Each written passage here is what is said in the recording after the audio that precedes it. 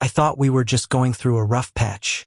Throwaway because some of my friends know my main. I, 34M, have been married to my wife, 32F, for 6 years. Together for almost 10. No kids, just a small apartment, 2 jobs, and what I used to think was a pretty solid relationship. We weren't perfect, but we were stable. Or at least that's what I told myself. The last few months felt off, but not in a dramatic, movie-like way. It was subtle. She got sharper with me. Like every small thing I did annoyed her. I'd ask how her day was, and she'd snap back with, "Why do you always ask the same boring questions?" Stuff like that. I figured stress, work, life, you know. She also started going out more. Work drinks, team dinners, just needing space. At first, I didn't question it. I'm not the jealous type, and honestly, I trusted her. Probably too much. But there was this one moment that stuck with me. One night she came home late, like 2 a.m., and I asked if everything was okay. She rolled her eyes and said, "God, do I need to report every step I take now?" That wasn't like her. Or maybe it was, and I just hadn't noticed before. Looking back, that's probably where things really started to crack. I just didn't know it yet. After that night, I tried to just let things be. I didn't want to turn into that guy. Checking her phone, questioning everything, acting paranoid. So I kept telling myself, she's stressed. Don't make it worse. But then the small inconsistencies started. She'd say she was going out with coworkers, but when I casually asked about them later, the details didn't line up. Names changed. Stories shifted. One time she mentioned a new girl on the team, and a week later acted like she had no idea what I was talking about. At first I thought maybe I misheard. Then it kept happening. There was also this weird shift with her phone. She used to leave it anywhere, kitchen counter, couch, whatever. Now it was always face down, always with her, even when she went to the bathroom. If I walked into the room, she'd subtly tilt the screen away. Not obvious, but enough. I remember one evening, she was in the shower and her phone lit up. I wasn't trying to snoop, I swear, but the notification just caught my eye. No name, just a number. And the message preview said, "Can't stop thinking about last night." My stomach dropped instantly, like that cold, sinking feeling you can't ignore, no matter how much you want to. I didn't open it. I just stood there, staring at the screen, trying to convince myself there was some innocent explanation. But for the first time, I actually thought, something's really wrong here.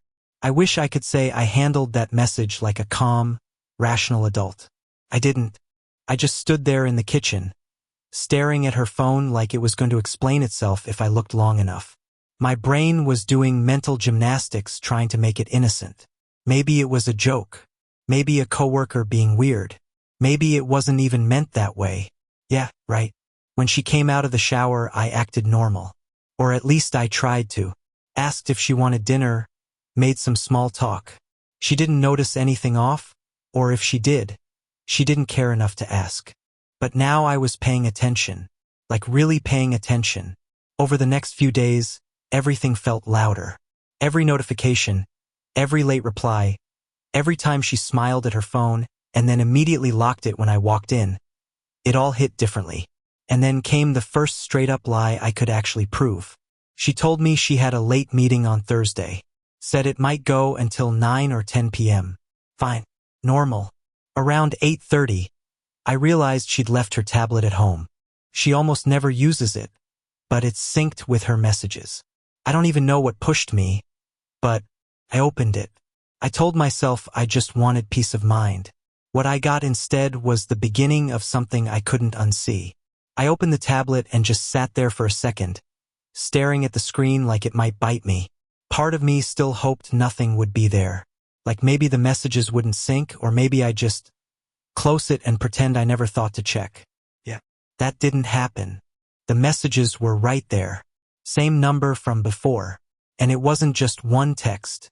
It was a whole thread. Flirty at first, then not even trying to hide it. Inside jokes I didn't recognize. References to places she'd never been when I asked her. And then the line that just hit me like a truck. "Tonight is still on, right?" Same place, winking face. Timestamp, earlier that afternoon. So yeah, no meeting. I felt this weird mix of adrenaline and numbness at the same time.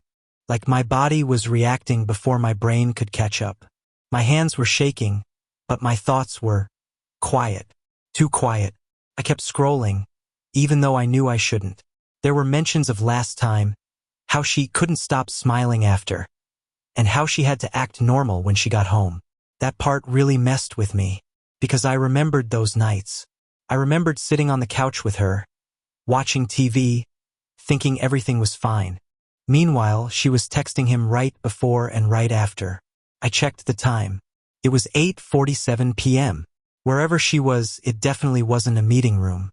At 8:47 p.m., I was sitting there with proof in my hands, and still somehow hoping I was wrong. That's the messed up part. Even with everything right in front of me, part of me was like, maybe this isn't what it looks like, which is honestly embarrassing to admit now. I stared at the address in the messages.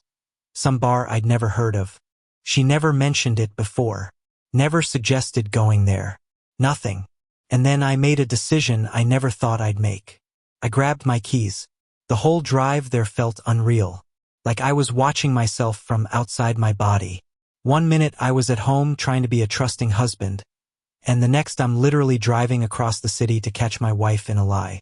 I kept thinking, if she's not there, I'll apologize to her. I'll tell her I've been stressed, paranoid, whatever. I was begging to be wrong at that point. I got there around 9:15. Sat in the car for a minute, just gripping the steering wheel, trying to calm down. My heart was going crazy. I almost turned around. Seriously, I almost left. But then I saw her. Through the window. She was leaning in close to him, smiling in a way I honestly hadn't seen directed at me in a long time. Not just polite or casual, that kind of smile. The one that used to be mine. He said something, and she laughed, like genuinely laughed. Then she touched his arm. Casual. Comfortable. Like it wasn't new.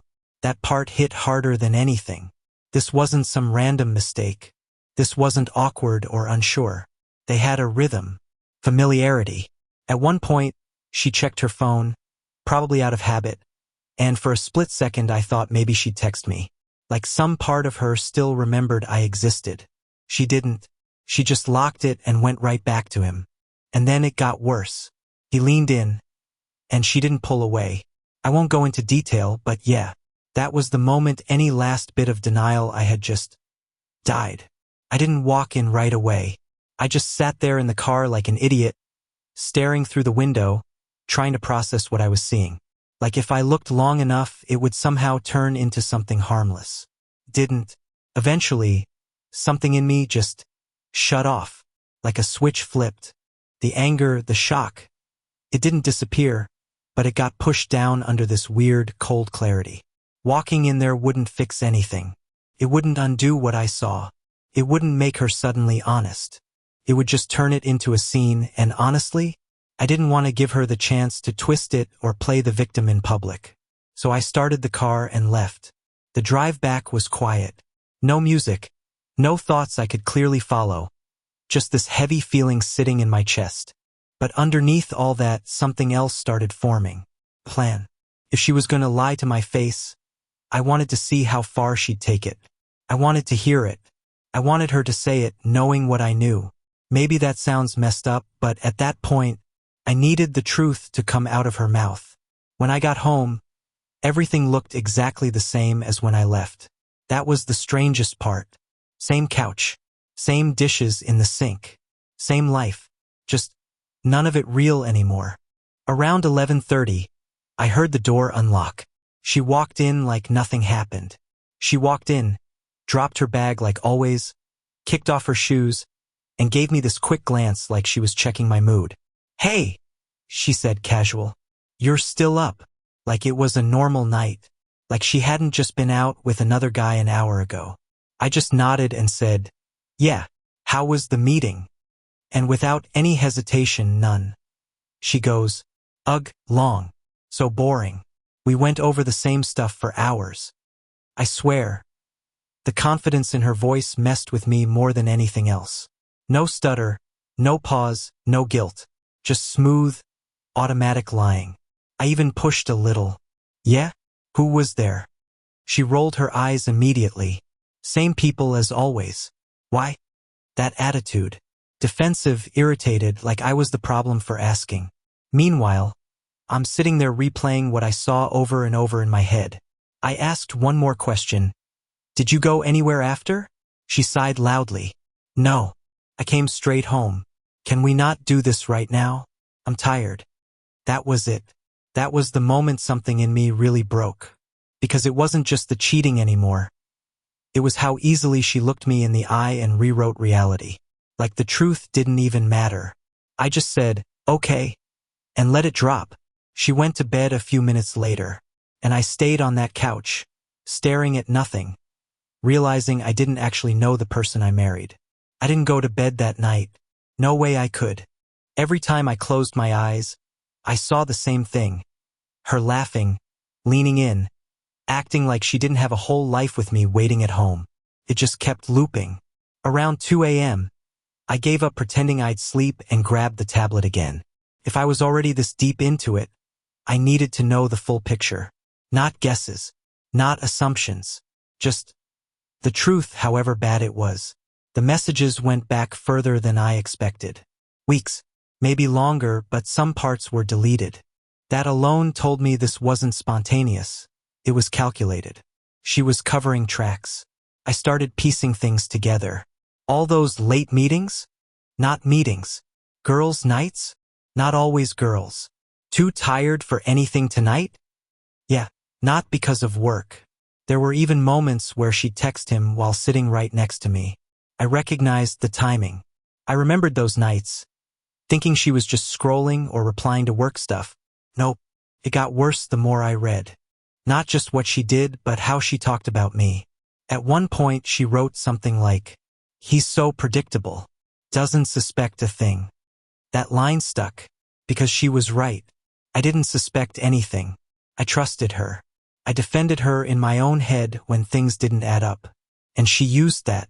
By the time the sun started coming up, I wasn't even shocked anymore. Just empty and weirdly focused, because now I knew this wasn't a mistake. By morning, I wasn't even angry anymore. That surprised me. I thought I'd be yelling, throwing things, waking her up in the middle of the night. But instead, I felt calm. Not peaceful, just empty enough that everything became very clear. I knew I couldn't keep pretending. I also knew I didn't want some dragged-out game where she keeps lying and I keep collecting evidence like a detective in my own marriage. So I decided, today, no more waiting. She woke up around 8, walked into the kitchen, poured herself coffee like it was any normal day, even asked me if I wanted some. That almost made me laugh. I just looked at her and said, "We need to talk." Instant shift. Her shoulders tensed, and she gave me that annoyed look again. About what? I didn't ease into it. Didn't ask questions. I just said it. "I know about him." Silence. For a second, she just stared at me, and I could see it, the calculation. Not guilt, not panic, just thinking, figuring out what version of the story she was about to go with. And then, like clockwork, "I don't know what you're talking about." Of course, even then, even right there, she chose to lie. Her reaction hit me harder than the evidence itself. Not denial like confusion, but sharp, like a weapon. "I don't know what you're talking about," she repeated, louder this time. "Are you seriously accusing me of something I didn't do? This is ridiculous." I could feel the rage building in me, but I held it back. I just let her talk, because I wanted to hear it all. "Oh, maybe you just misread things. Or maybe you're being paranoid. I can't believe you jump to conclusions like this. After everything we've been through, honestly." Her words cut in a weird way. They weren't apologetic, weren't flustered. They were rehearsed, confident. Like she had been lying to me for months and had gotten really good at it. I called her out on specifics. The bar last night, the texts, the whole thing with him. "Don't lie." She sighed dramatically, rolled her eyes and said, "Fine. Yes, I went out. Yes, I had fun. But it's not what you think. You're blowing this out of proportion." I froze. That line. "It's not what you think." Classic excuse, but inside I knew exactly what it was. I could feel my chest tighten, like every heartbeat was hammering that truth into me. Then she did something even worse. She smiled. Just slightly. That casual, knowing smile. Like she was daring me to react. And I realized, in that moment, she didn't feel guilty. She felt untouchable. Crushed me more than any evidence ever could. After that conversation, I just sat down. Couldn't even look at her. My mind was spinning. My chest tight, stomach twisting in knots. I felt everything all at once. Betrayal, anger, disbelief, humiliation. I thought I knew her. I trusted her. I defended her to friends when they made offhand comments. And all this time, she'd been lying, sneaking around, treating me like I was invisible. I wanted to scream, to throw something, to hit something, but I couldn't. Instead, I just felt hollow. Later that night, I found myself replaying every small thing from the last few months. The late nights at work, the random girls' nights, the excuses for being short or distant. They all clicked into place, forming a picture I hadn't wanted to see. And the hardest part? Realizing that she didn't seem to regret any of it. No shame, no remorse. Just her life moving on like I was a prop in the background. I cried. Not a little. Full-on, ugly crying. On the couch, with my head in my hands, staring at the ceiling. Feeling like everything I believed about us, about love, about trust, was a lie. By the end of the night, I knew I had a decision to make. Stay and try to fix this impossible thing, or walk away and reclaim some shred of dignity. But sleep didn't come. Not yet. The next morning, I woke up feeling heavier than ever. The images, the texts, her words, they were still everywhere in my head. Every little memory of our marriage suddenly had this dark overlay. I knew I had to act.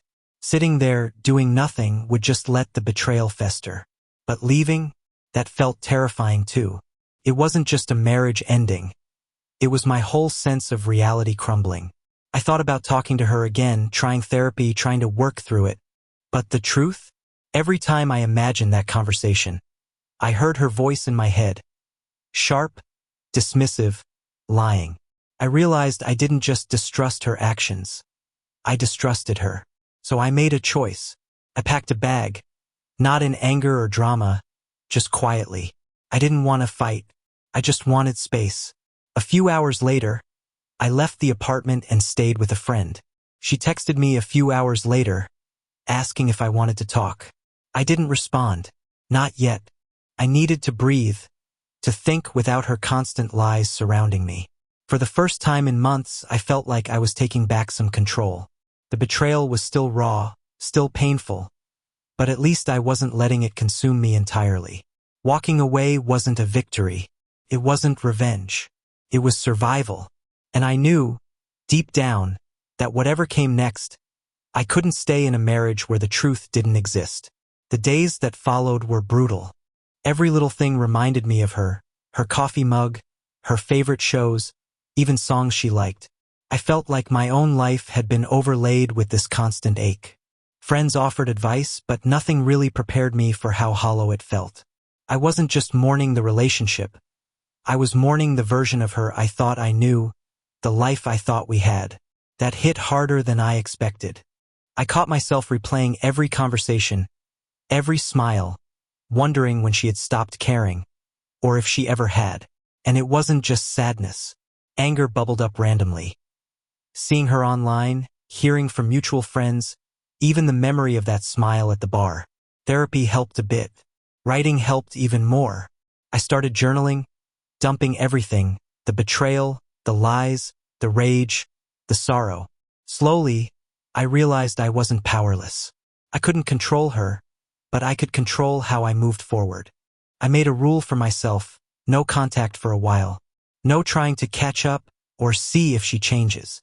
The less I let her presence invade my life, the clearer my own thoughts became. I started sleeping again, eating, laughing, and for the first time in months, I remembered what it felt like to just exist without carrying that weight every second.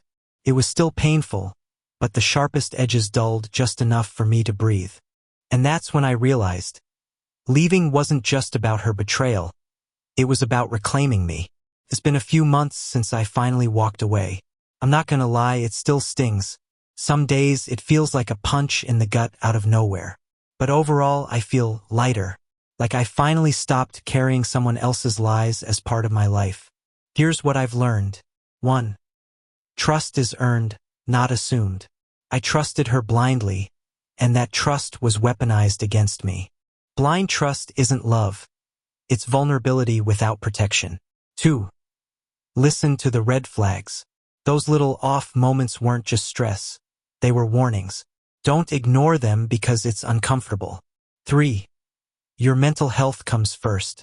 Walking away was terrifying, but staying would have slowly destroyed me. Self-preservation isn't selfish. It's necessary. 4. Closure doesn't always come from them.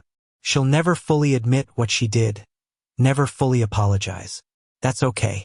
Closure comes from you, not their words. To anyone going through something similar, it's okay to feel hurt, angry, confused. Let yourself feel it. Don't rush it. But also, don't let someone else's lies define your self-worth or your future. You deserve honesty, respect, and love that doesn't come with a side of deception. I still remember that smile at the bar, and I'll probably never forget it. But I also remember this. I survived it. And one day, I'll trust again. But this time with my eyes wide open.